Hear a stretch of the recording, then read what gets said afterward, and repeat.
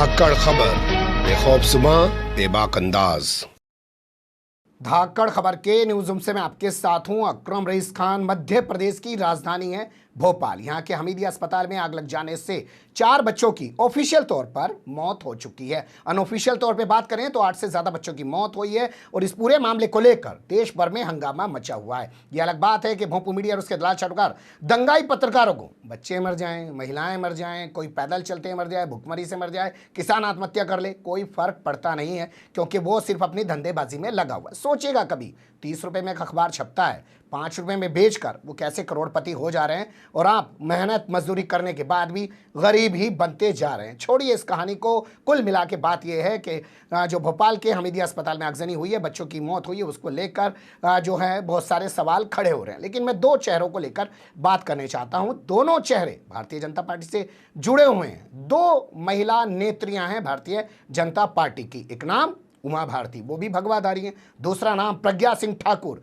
जो खुद भोपाल से सांसद हैं और नई नवेली अभी भारतीय जनता पार्टी में शामिल हुई हैं। उमा भारती जहां मध्य प्रदेश की मुख्यमंत्री रह चुकी हैं, केंद्र सरकार में मंत्री रह चुकी हैं और अपनी एक पहचान राम मंदिर आंदोलन के नेता के तौर पर भी रखती हैं। आजकल वो गंगा को शुद्ध करने के लिए, गंगा को बचाने के एक लंबा चौड़ा आंदोलन चला रही हैं। इसके अलावा वो मध्य प्रदेश में शराबबंदी के लिए भी अपना एक लंबा चौड़ा आंदोलन चला रही हैं। मैं प्रज्ञा सिंह ठाकुर की बात करें तो मालेगांव में जो आतंकवादी हमला हुआ था 2008 में, उसकी वो आरोपी हैं। जमानत पर रिहा हैं, बोल रही थी कि बीमार हैं, इलाज कराना है, लेकिन अब उनकी तस्वीर आ रही है कि नाच भी रही हैं, घूम भी रही हैं और पता नहीं क्या क्या बोल रही हैं। लेकिन जब कोर्ट में जाने की बारी आती है तब जरूर वो मेडिकल लेके पहुंच जाती हैं कि बीमार हूं, अभी और इलाज कराना है। खैर छोड़िए इस कहानी को भी, कुल मिला के इन दोनों के बॉल बचनों को आपके सामने रखने जा रहा हूं। बच्चों की मौत को लेकर उमा भारती कितनी संवेदनशील नजर आ रही है और वहीं प्रज्ञा सिंह ठाकुर जो वहां की सांसद हैं, जिनकी जिम्मेदारी बनती है पूरे मामले पर एक तरीके से सांसद होने के नाते, वो कितनी असंवेदनशील नजर आ रही हैं। और इसके अलावा इस तमाम चीज़ों को दबाने छुपाने के लिए एक फार्मूला भी प्रज्ञा सिंह ठाकुर ने निकाल लिया है। वो कह रही हैं साहब, जब सुबह सुबह 4 बजे साधु संत अपनी उपासना में लग जाते हैं, ध्यान लगाते हैं, तो उस वक्त ही ये मुसलमान जाके माइक पे चिल्लाने लग जाते हैं। यानी समझ गए ना, अजान होने लग जाती है, उससे उनकी जो साधना है वो भंग हो जाती है। इसलिए इन तमाम माइक्स पर रोक लगनी चाहिए।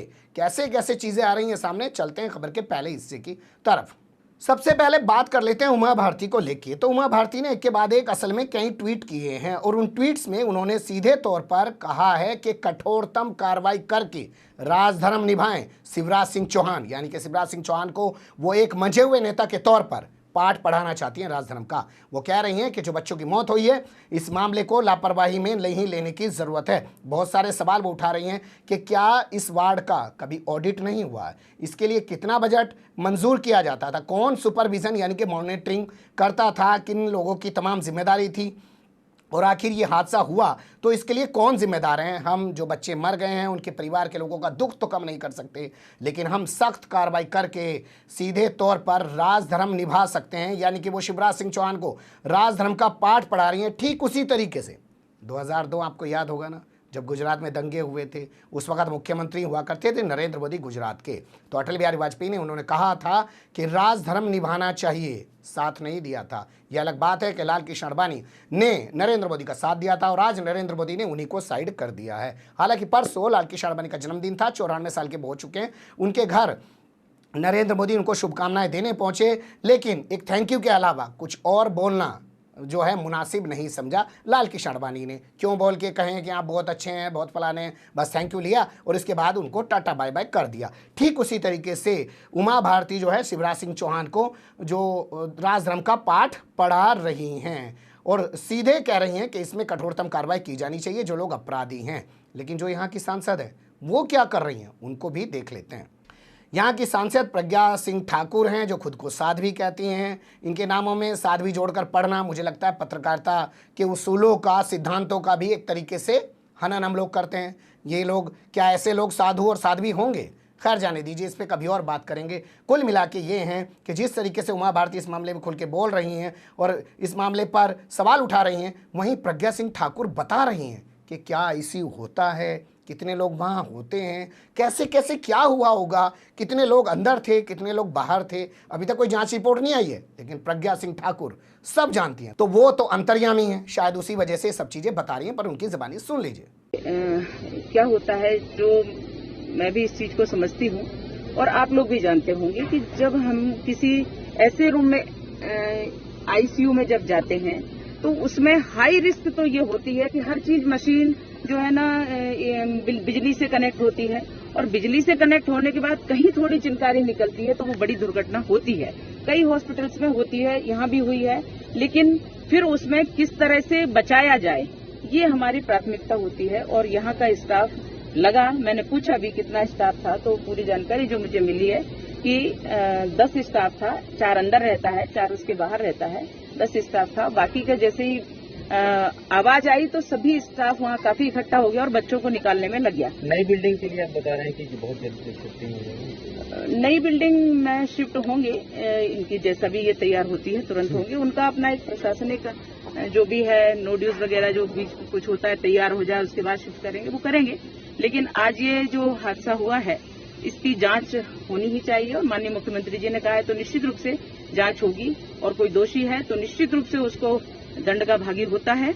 सुन लिया आपने, ये है प्रज्ञा सिंह ठाकुर। कोई जांच की बात नहीं कर रही है, कोई कार्रवाई की बात नहीं कर रही है, लेकिन बता रही है 4 आदमी अंदर, 4 आदमी बाहर, टोटल 10 आदमी थे। जैसे इन्हें सब कुछ पता हो, इन्होंने वहां पे सीसीटीवी लगा रखा हो। और आईसीयू के बारे में भी बता रही है कि आईसीयू में किस तरीके की मशीनें लगी हुई हैं। लगता है इन्होंने अस्पताल में जा जाके बहुत कुछ सीख लिया है। हालांकि ये वही प्रज्ञा सिंह ठाकुर हैं जो कहती हैं गोमूत्र पी लो, सारी चीज़ों का इलाज हो जाए। तो ये क्यों आईसीयू के बारे में इतनी जानकारी रखती हैं जानते हैं? क्योंकि जब भी ये बीमार होती हैं तो दिल्ली के एम्स में आके भर्ती हो जाती हैं, तब उस वक्त गोमूत्र की बात नहीं करती हैं, वो दूसरों के लिए है शायद। लेकिन अब इन्होंने एक और टर्न देने की कोशिश की है पूरे मुद्दे को, वो भी देख लीजिए।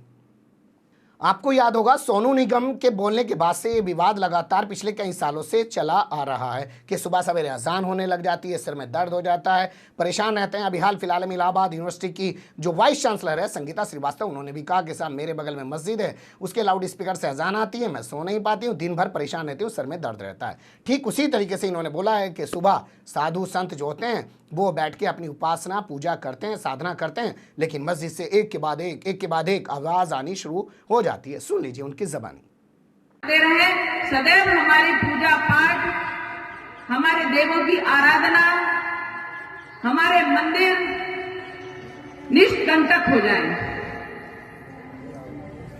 बहुत जोर जोर से आवाजें आती हैं सुबह 5 बजकर कुछ मिनट से, और वो आवाजें लगातार चलती रहती हैं। सबकी नींद हराम होती है, सबकी नींद खराब होती है। कुछ लोगों पेशेंट भी होते हैं, उनकी भी बीपी बढ़ते हैं। किसी को कोई तकलीफ, किसी को कोई तकलीफ, किसी पेशेंट को रात भर नींद नहीं आती है, लेकिन वो सुबह निद्रा में जब जाता है तो आवाजों से विघ्न पैदा करता है। और सच बताऊं तो साधु सन्यासी जो होते हैं उनकी ध्यान साधना का समय भी 4 बजे ब्रह्म मुहूर्त से होता है। सुन लिया आपने। अब यहाँ बहुत जिम्मेदारी के साथ कुछ सवाल आपके सामने रखना चाहता हूँ। क्या वाकई में समाज में लोगों को अजान से दिक्कत है? नहीं है। आप हमारे शहर में कभी बागपत आइएगा, कचहरी वाली यहाँ पे एक मस्जिद है, मुसलमानों के 2 घर हैं बगल में। मस्जिद के आसपास कोई तिनका आपको पड़ा हुआ नहीं मिलेगा, कोई गंदगी आपको पड़ी हुई नहीं मिलेगी। कभी किसी हिंदू ने नहीं कहा कि हमारे सर में दर्द हो रहा है, यहाँ पे अजान होती है, हमें परेशानी होती है। ये लोग जानबूझ के इन चीज़ों को हवा दे रहे हैं। इसी तरीके से आप देखिए जगह जगह रामलीलाएं हो रही हैं। क्या कभी कोई मुस्लिम कम्युनिटी या कोई और कम्युनिटी के लोग खड़े होकर आए हैं, उन्होंने कहा है कि साहब यहाँ पे घंटों घंटों तक इतने बड़े बड़े स्पीकर लगा के आप लोग ये रामलीला कर रहे हो, हमें तकलीफ हो रही है, हम सो नहीं पा? नहीं, देखने जाते हैं, वो भी मज़ा लेते हैं, वो भी देखते हैं कि कैसी चीज़ें क्या हैं, अपना ज्ञानवर्धन वहाँ पे जाके करते हैं। लेकिन इन्हें कुछ चाहिए, तमाम चीज़ों से ध्यान हटाने के लिए लग रहा है कि शिवराज सरकार जैसे घिरी पड़ी है बच्चों की इन मौत के बाद। हालांकि मीडिया कुछ बोल नहीं रहा है, तब भी तो इन्होंने ये नया ट्रेंड निकाला कि फिर से एक बार अजान के मुद्दे को जिंदा कर दो। उत्तर प्रदेश में चुनाव भी है, वहाँ भी तो वोट पाने हैं। अगर सरकार वहाँ चली गई तो 2024 में केंद्र में नरेंद्र मोदी दोबारा कैसे प्रधानमंत्री बनेंगे? आप बने रहिएगा धाकड़ खबर के साथ।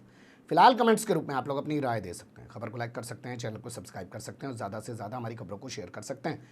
फिर ऐसे ही किसी सुलगते हुए या उलझते मुद्दे लेकर मैं आपके सामने हूँगा हाजिर। फिलहाल अभी मुझे दें इजाज़त।